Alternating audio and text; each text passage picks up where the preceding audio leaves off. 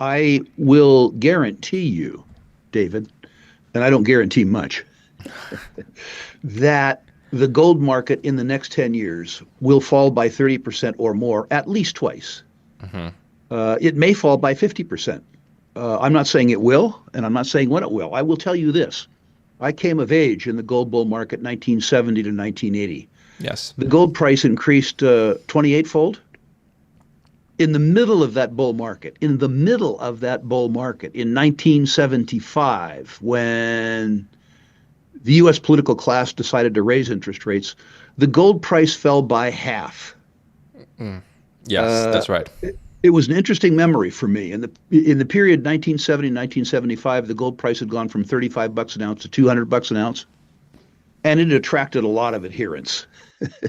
People who had a religious interest in gold. When the gold price fell from $200 to $100, many of those people of faith deserted their religion.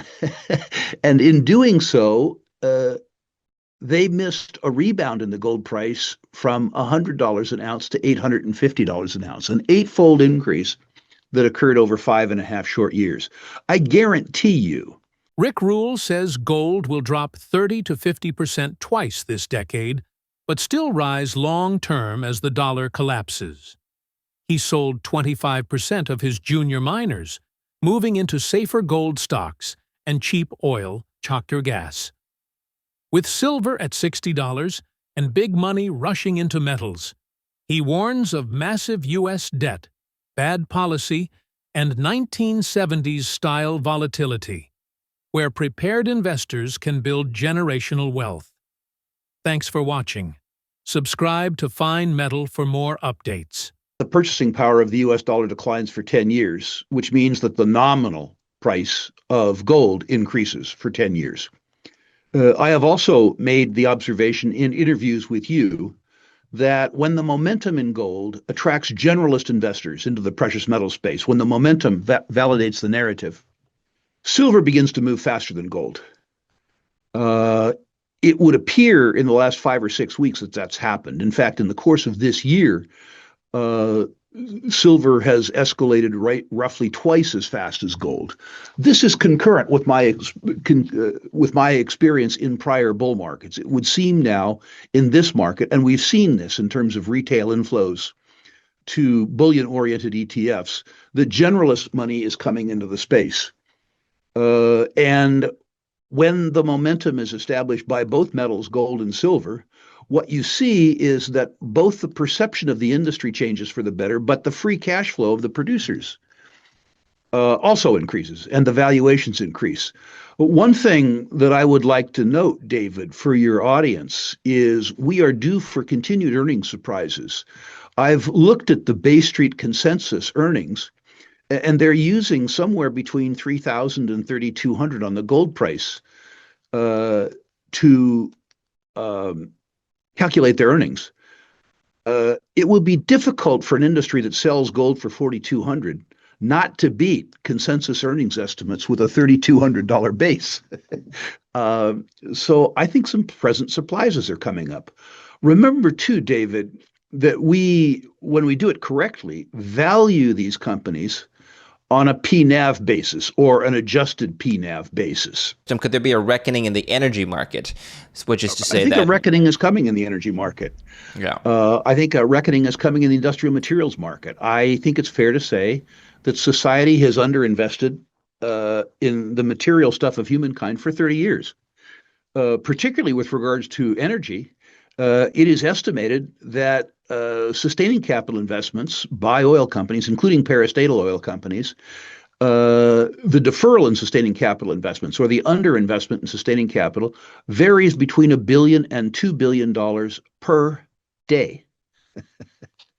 It is estimated by the big thinkers, including your prime minister and our former president, that peak oil demand occurs in 2030. I would suggest to you, David, that peak oil demand doesn't occur in my lifetime, and probably not in yours, which means that oil and gas companies are substantially underpriced, and that unless new project investment and sustaining capital investment in oil and gas increases, that we will see higher and perhaps sharply higher energy prices in the 2 to 2.5 year time frame. Some of your listeners will say yes, but, which means they kind of agree with me, but it's inconvenient for their psyche. And they will say, well, what about alternative energies? What about Yeah. non-carbon generating energies? To which I say that official estimates suggest that between $6 and $11 trillion have been invested in alternative energies in the last 45 years. And that, let's be conservative and call it $6 trillion investment, has reduced the market share of fossil fuels from a high of 83% 40 years ago, to a low of 81% today. A $6 trillion investment has reduced the market share of fossil fuels by 2%.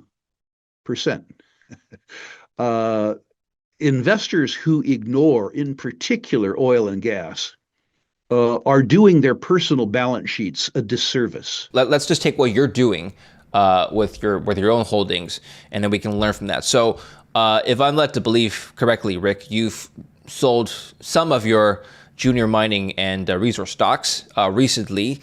Tell us why, and second part of the question, tell us whether or not the Fed decision to cut rates further into 2026, and of course the end of quantitative tightening that already started this month in December, more liquidity in the system, would that incentivize you to buy back some of these stocks? In a word, no. I began to anticipate the cycle that we're in 2022. And a lot of the actions that other folks are beginning to take now, I took a long time ago. Specifically, I have I own no bonds with a duration longer than 2 years. The deterioration of the purchasing power and the artificially low interest rates means that the bond portfolio that I maintained in the 1990s is a dinosaur. It's gone. I was surprised by the strength in the juniors this year. It usually takes a precious metals bull market longer to come down to the juniors.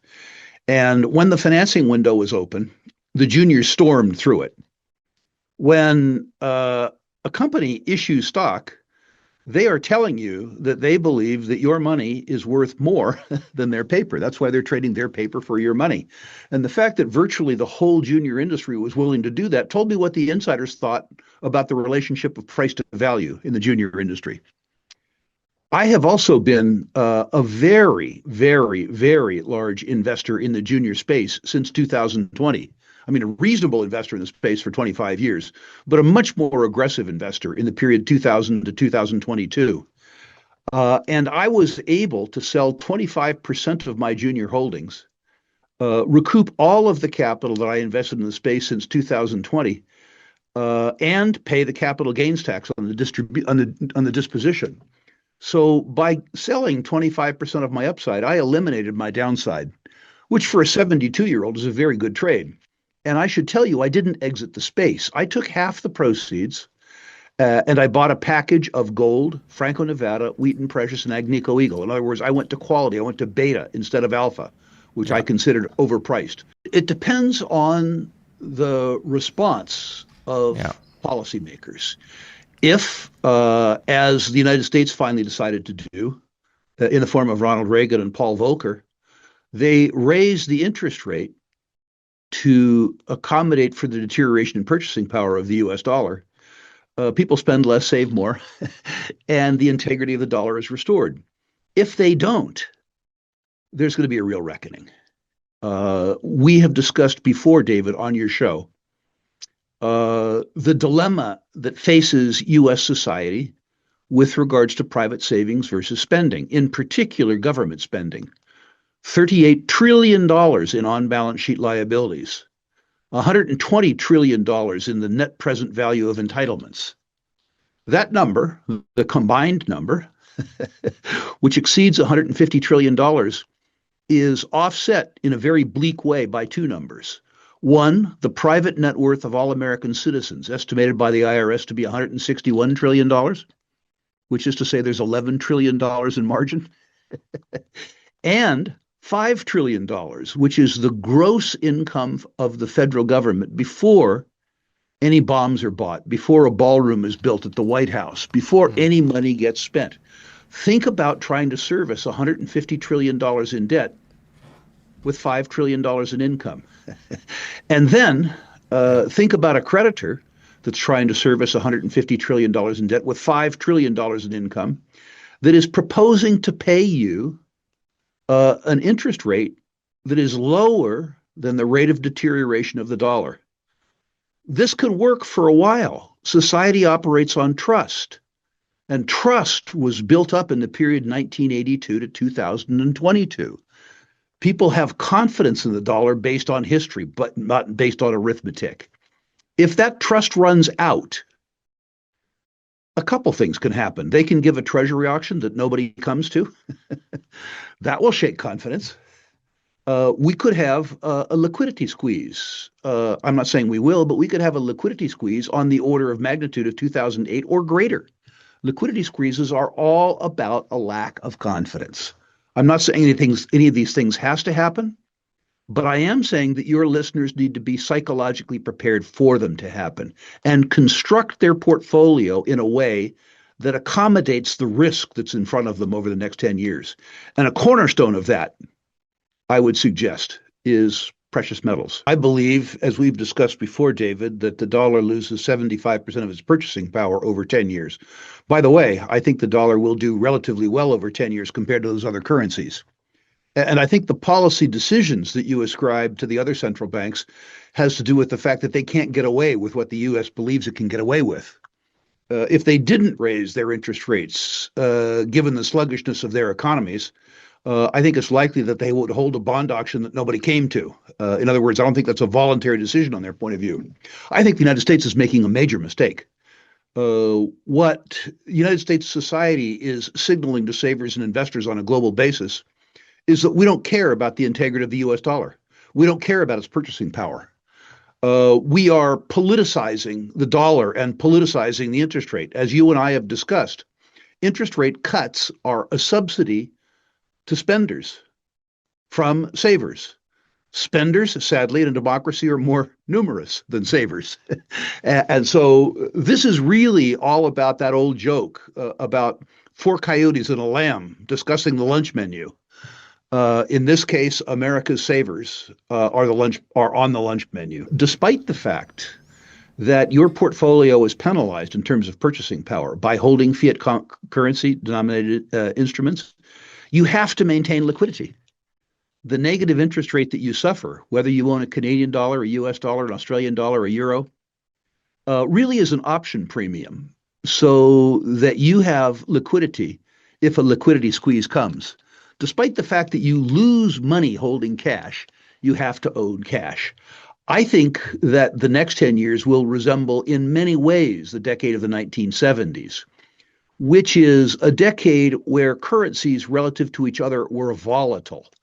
And I think that savers will need to begin to be flexible around the currencies. I am one who believes that although the absolute strength of the US dollar will be poor, the relative strength of the US dollar relative to some other currencies, most other currencies, in fact, will do quite well. But I think that people will have to be nimble. I think, too, a lot of it depends on your circumstance.